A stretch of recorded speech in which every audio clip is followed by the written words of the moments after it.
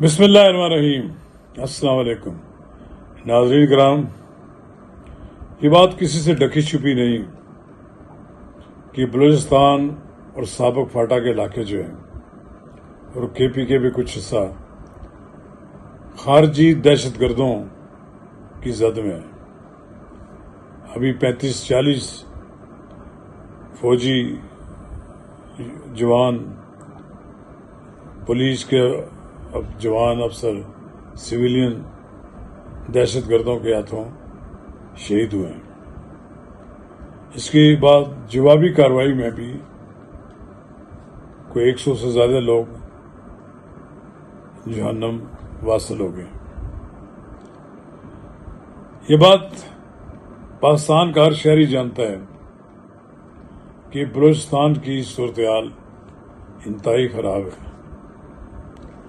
اب وہاں پر وہ لوگ دندناتے پھرتے ہیں جن کے پاس غیر ملکی اسلحہ ہے، ان کے پاس وسائل ہیں، پیسہ ہے، اور وہ BLA اور دوسری تنظیموں کے نام پر وہاں فساد برپا کیے ہوئے ہیں۔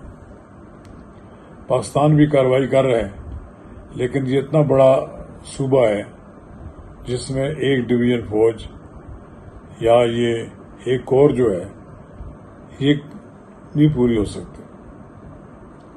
اب وقت آ گیا ہے حکومت کو بلوچستان کے چپے چپے پر سیکورٹی کے لیے اپنے رینجرز، اپنے فوجی اور لیوی اور دوسرے پولیس کے لوگ تعینات کرنے پڑیں گے۔ اب پورا تھانے کو اگر وہ مار دیں تو اس کا مطلب یہ ہے کہ وہ اس وقت بڑے طاقت میں ہے، اور یہ جگہ جگہ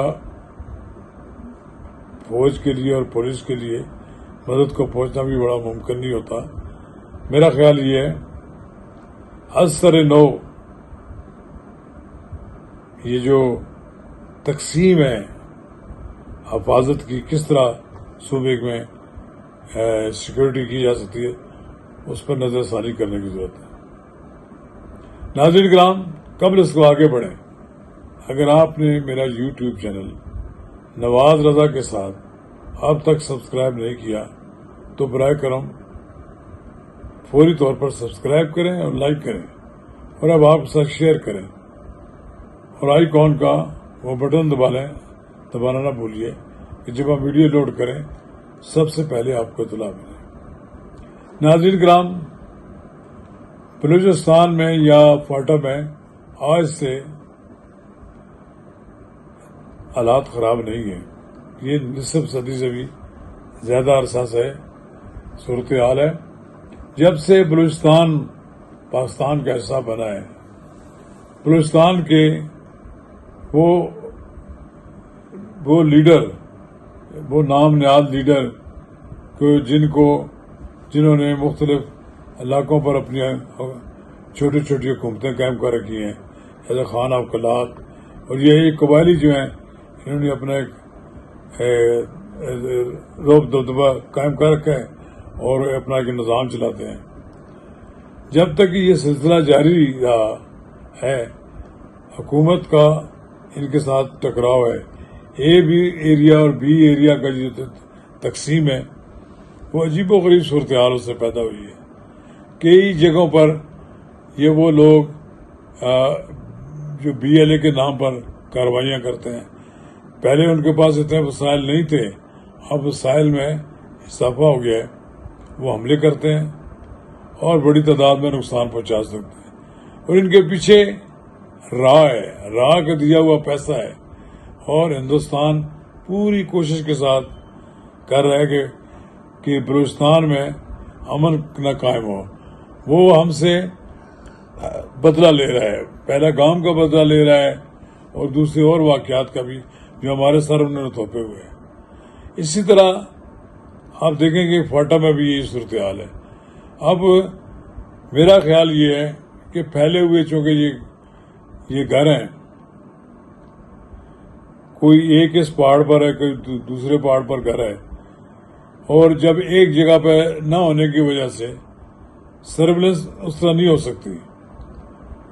اگر حکومت کو ایک تجویز ہے کہ یہ لوگوں کو، جن لوگوں کو آپ دور دور جگہوں پر اکٹھے ہیں، انہیں ایک جگہ پر اکٹھا کر لیا جائے، ان کو رہائش، ان کو پیسے، کھانے پینے کے پیسے اور زمین یا دوسری چیزیں دی جائیں.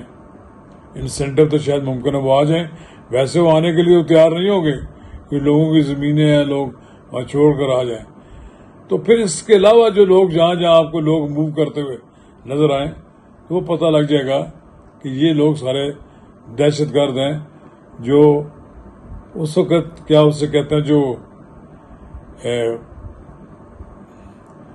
بی ایل اے ہے یا دوسری جو تنظیمیں ہیں ان کے کارکن ہیں، تو ان کے خلاف کارروائی بھی ہو سکتی ہے.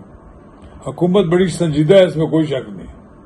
میں یہ بھی بات بتاؤں کہ 1989 میں جب کوسٹل ایریا میں گیا تھا تو بڑی پسماندہ حالت تھی، کوئی سڑکیں نہیں تھی، کچھ بھی نہیں تھا، لیکن اس زمانے میں بھی ہماری حفاظت کے لیے لیوی جگہ جگہ تعینات کی گئی تھی. تو نارمل بھی ہوا، جب ڈپٹی کمشنر یا کوئی بڑے افسر موو کرتے ہیں تو انہیں پہرا دیا جاتا ہے لیوی کا اس وقت بھی. یعنی حالات کوئی آج نہیں خراب ہو گئے زیادہ ہے، آج یہ ہے کہ آج ان کے پاس وسائل زیادہ آ گئے ہیں. تو یہ ایک جو سلسلہ ہے، ابھی ایران سے ہمارے اچھے تعلقات ہونے کے بعد ایک سلسلہ تو یہ ہوا کہ اب یہاں سے لوگوں کو کوئی نہیں آنا چاہیے. البتہ افغانستان جو ہے وہ سرزمین ہے، ان کے لیے جنت بنی ہوئی ہے دہشت گردوں کے لیے. وہاں سے لوگ آتے ہیں، پاکستان میں کارروائی کر کے بھاگ جاتے ہیں واپس. تو یہ ایک سلسلہ ہے جس کو روکنے کے لیے سیاسی قوتوں کو بھی سامنے آنا چاہیے. انہوں نے بھی کوئی ایک آل پارٹیز کانفرنس کی ہے جس میں بہت سے لوگوں نے شرکت ہی نہیں کی. پیپل جو اپوزیشن کی چند جماعتیں ہیں وہ ایسے اسپانسرڈ جو ہے P T I all parties conference میں واقعی دوسری جماعتیں کم شرکت کرتی ہیں. وہاں شرکت کی ہے جماعت اسلامی اور JUI نے، لیکن باقی جو جماعتیں پارلیمنٹ کے اندر ان میں انہوں نے شرکت نہیں کی. تو اس لیے بہتر یہ ہے کہ سیاسی قوتیں، جن میں اختر مینگل ہیں، اب وہ گلہ کر رہے تھے کہ اختر مینگل نے غصے میں کوئی 84 لاکھ یا پتہ نہیں کتنا بنتا تھا، جو پیسے ان کے بنتے تھے 2-2.5 سال سے، جو انہوں نے استعفیٰ دے دیا تھا، وصول کرتے رہے، تو واپس کر دیے تو کوئی بری بات بھی نہیں ہے، واقعی ان کا رائٹ نہیں بنتا تھا. میں نے دیکھا کہ محمود خان اچکزئی اس بات پر بھی ناراض تھے کہ دیکھو جی وہ پیسے دینے کی تو انہوں نے لے لیے ان سے، اتنی جلدی بھی نہیں کرنی چاہیے تھی. بھائی غصے کی کیا بات ہے؟ وہ یہ سمجھتے ہیں کہ جو انہوں نے اتنا عرصہ پارلیمنٹ میں کام ہی نہیں کیا، ان کا استعفیٰ اسی تاریخ سے منظور ہو گیا ہے. تو بہرحال میرا خیال ہے کہ اپوزیشن کے وہ لوگ، اور بالخصوص سردار اختر مینگل اور یہ جو محمود خان اچکزئی اور یہ JUI کی جو لیڈرشپ ہے، یہ کھل کر سامنے آئے اور یہ دہشت گردوں میں جو لوگ ملوث ہیں ان کو اس بات پر مجبور کرے کہ وہ جنگ بند کریں، اپنا یہ رول ادا کریں، تو یقیناً کوئی اچھا نتیجہ نکل آئے گا. اگر یہ کوئی کسی کردار میں اپنا کسی طرح کوئی رول ادا نہیں کرتے تو پھر بڑا مشکل ہے کہ یہاں کے حالات پر قابو پانا. اس میں وہاں کی تمام سیاسی قوتوں کو میدان میں آنا چاہیے. شکریہ.